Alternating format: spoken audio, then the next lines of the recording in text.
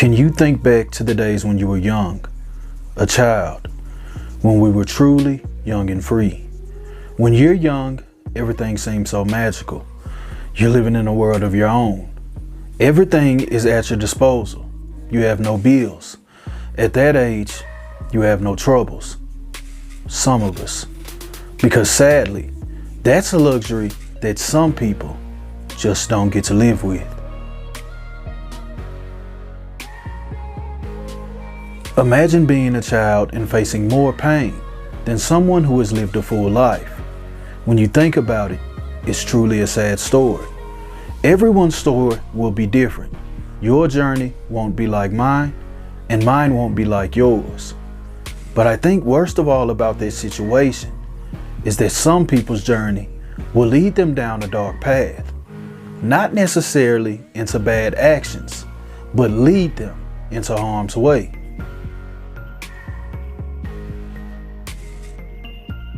Some people might say, how could someone's life get any worse than that? Well, imagine being a young victim, a child, and the time that it takes to solve your crime supersedes the years that you spent on earth.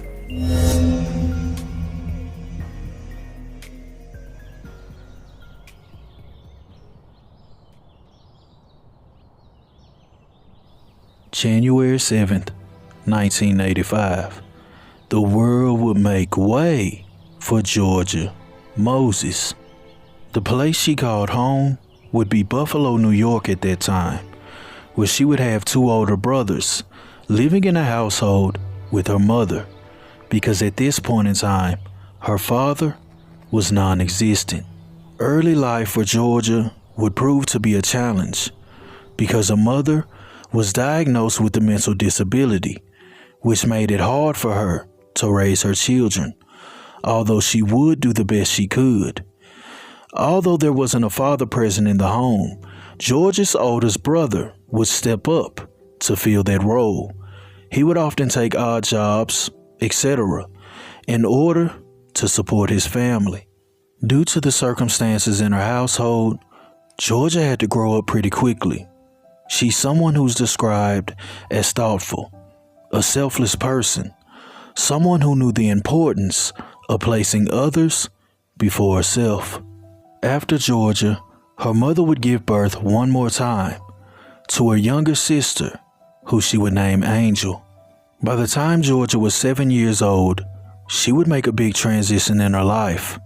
Her mother, and her younger sister would move to Sonoma County, California, while her older brothers would remain in New York. With Georgia's mother being mentally disabled, she would have to step up and take the role of her older brother, which she would then begin helping raise her little sister, and she did a fantastic job at it. Although Georgia stepped up to help with parenting, her mother had no problem admitting that things were rough. She would often turn to the state in order to ask for help. She would ask for her daughters to be placed in a new home. That way they could receive a better life. However, the state would help. But shortly after, they would always be returned home with their mother. So although life was a struggle, they did the best they could to maintain in this world. But in 1997, a big change would happen in their lives. Their mother would meet a man who goes by the name of Eddie Polk.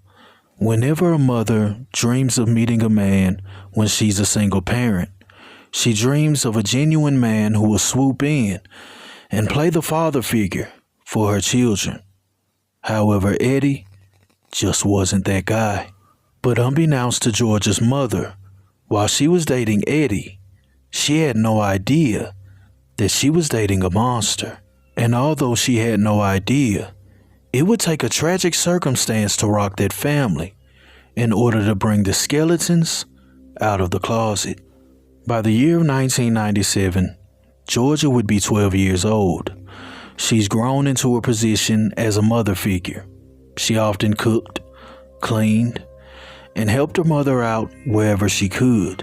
But in April of 1997, an event would occur that would put his character into question. By this point in time, her mother's boyfriend Eddie would be living inside the home, although he did have his own place several miles north.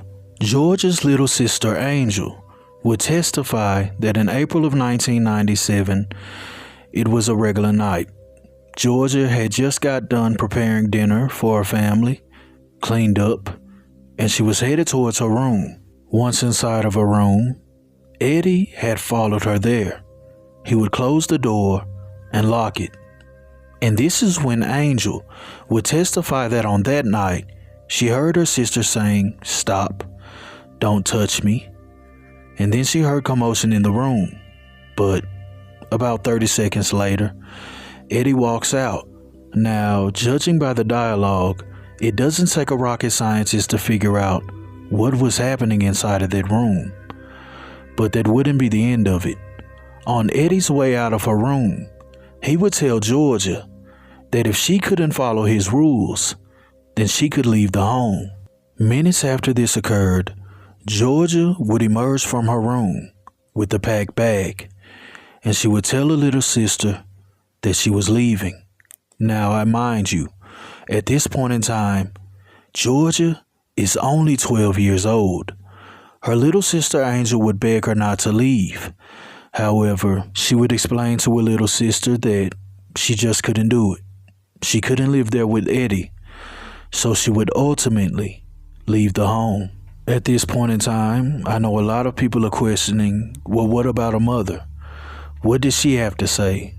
Well, I mind you again, at this point in time, her mother has a mental disability. She's struggling, and she has a man inside of the home helping pay the bills.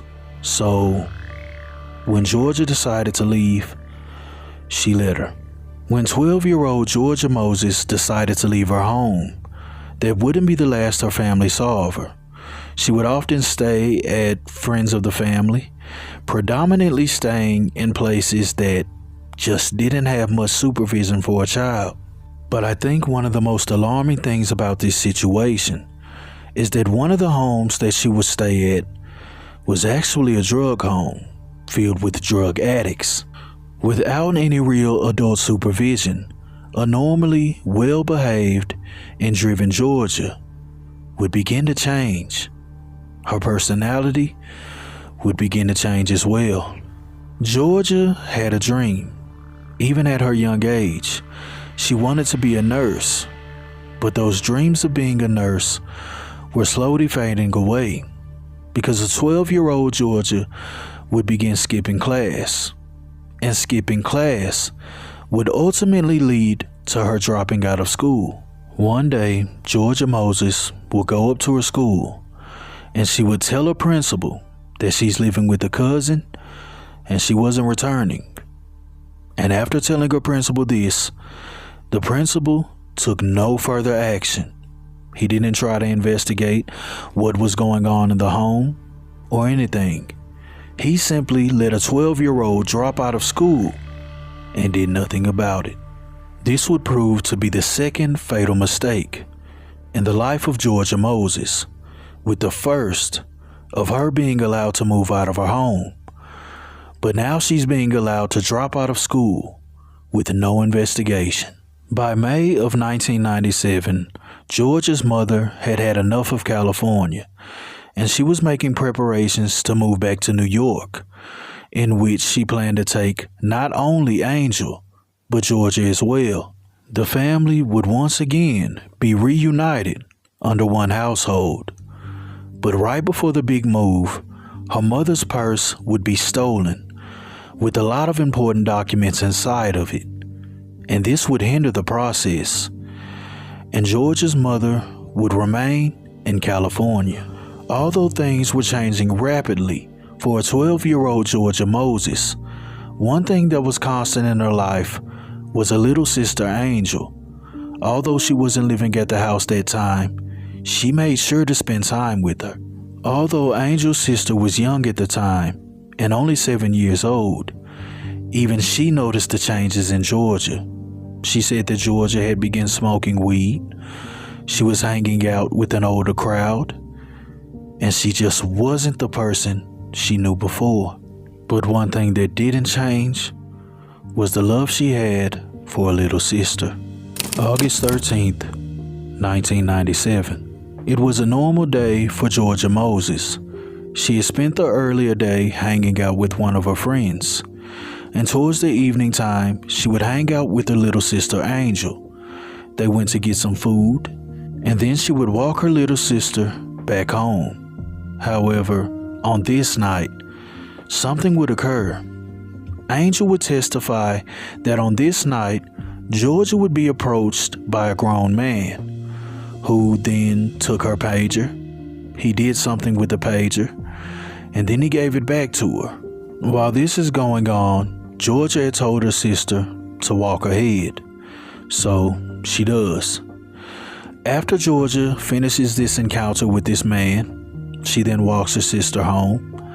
She does her hair, she tucks her in bed and gives her a kiss, and tells her sister that she'll see her later.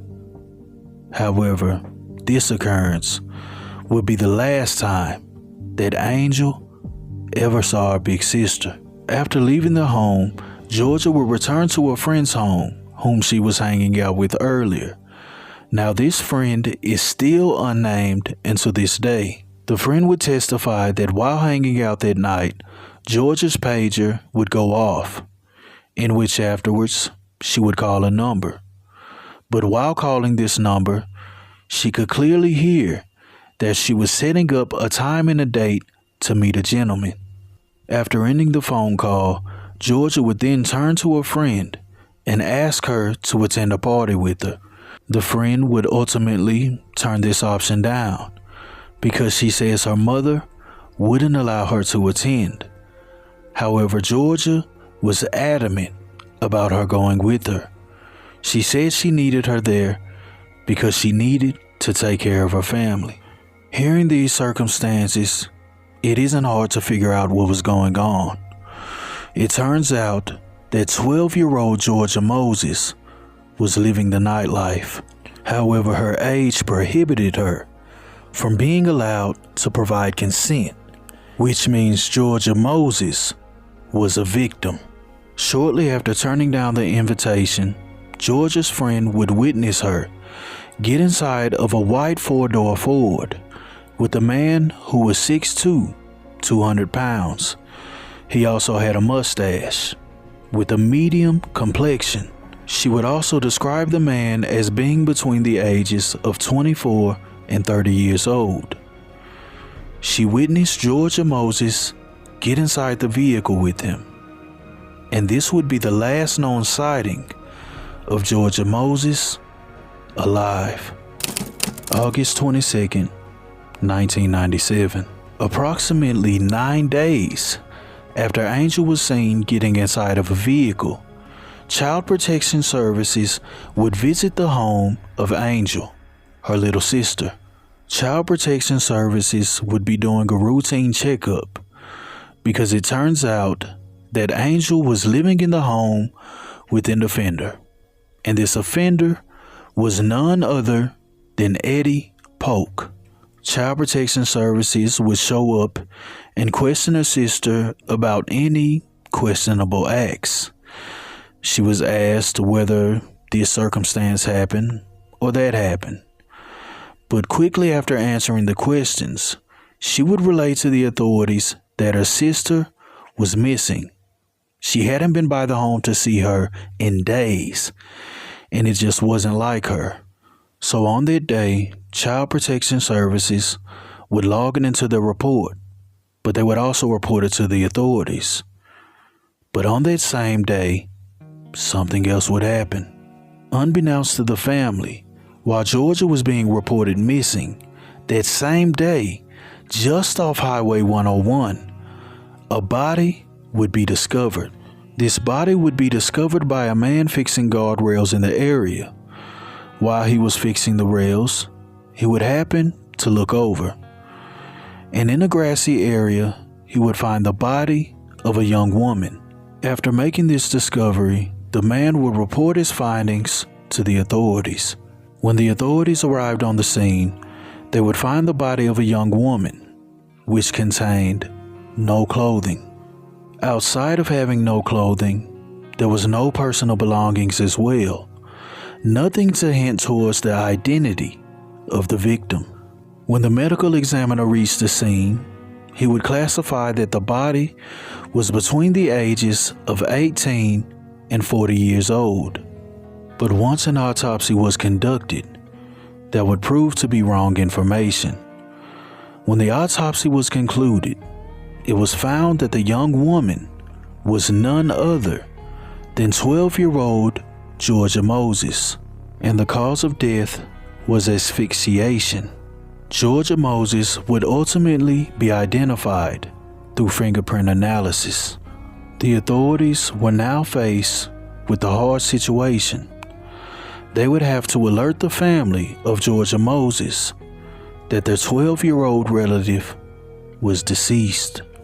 Georgia Moses would be formally identified on August 26th of 1997.